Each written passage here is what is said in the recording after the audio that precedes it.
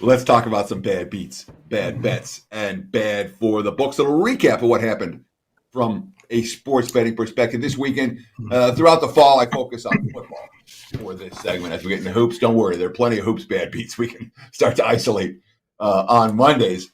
Let's talk about a couple of brutal beats on Saturday. How about that Wake Pitt total? And on the worst beats this weekend, we're all on total, right? All the bad beats are total beats, right? Wake Pitt was at 35 with time to spare in the first quarter. 5 easy touchdowns in a row, just boom, boom, boom, boom, boom. You had the over in that game. You're feeling real good about it. And then Wake never scored again, and the game stayed under. When you get those 5 touchdowns, bang, bang, bang, bang, bang, to open a game, and you still got time in the first quarter, got to get over 71 and a half, you're feeling pretty good. Didn't get there. Wake Pitt, that was tough. And what about the under in Michigan, Iowa? Iowa got to 3 in that game. The Wolverines defense wasn't going to play a whole lot better than they did. And then the Wolverines scored 21 in the fourth, including the last touchdown with just over a minute left on a 36-yard drive off the only Iowa turnover of the ball game. And yeah, that last touchdown with the extra point sent the game over by a hook. Brutal. If you had Michigan, Iowa under. And then that was a pretty tough beat for Tampa Atlanta over bettors yesterday.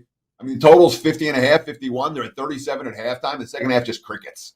Atlanta didn't score again. They got to the Bucs 7 in the closing seconds, couldn't punch it in. Game lands 47. If you had Tampa Atlanta over, you did not enjoy the second half of that ball game. When it comes to bad bets, look, all the money came for Kent State up to -4 against Northern Illinois, and the Huskies killed them. It was a big wise guy move on San Diego State. As wrong as it gets, Utah State killed them in the Mountain West Championship game. They bet the Jets off a win versus the Eagles off a loss because Jalen Hurts was hurt.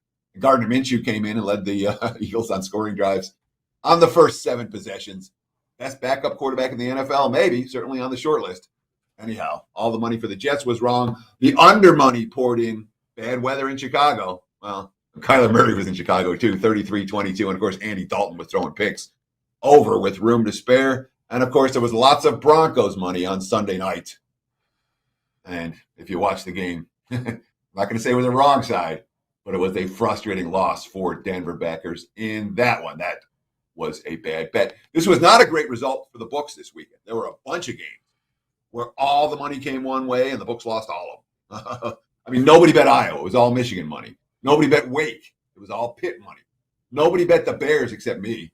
You know, Murray and Hopkins played for Arizona. Dalton threw 4 turnovers. Arizona, 7 road games, 7 double-digit wins. That was a bad result for the books. Nobody bet the Texans, the wise guys all over Indy, the public all over Indy. Houston was never in the game, 31-0 final there. That was bad for the books. Nobody bet the Giants without Daniel Jones and half their skill position studs were out. Dolphins win and cover after a huge line move in that game. That was a disaster game for the books. And nobody bet the Jaguars. The Rams won by 30. So there you have it. A little bad beats, bad bets, and bad for the books. I'm pretty sure when we talk with Dave Sherapan and Arthur DeCesar later in the week, they're going to tell us that this was not one of the better weeks for the books in the NFL. There you have it, Prez. Back to you, my friend.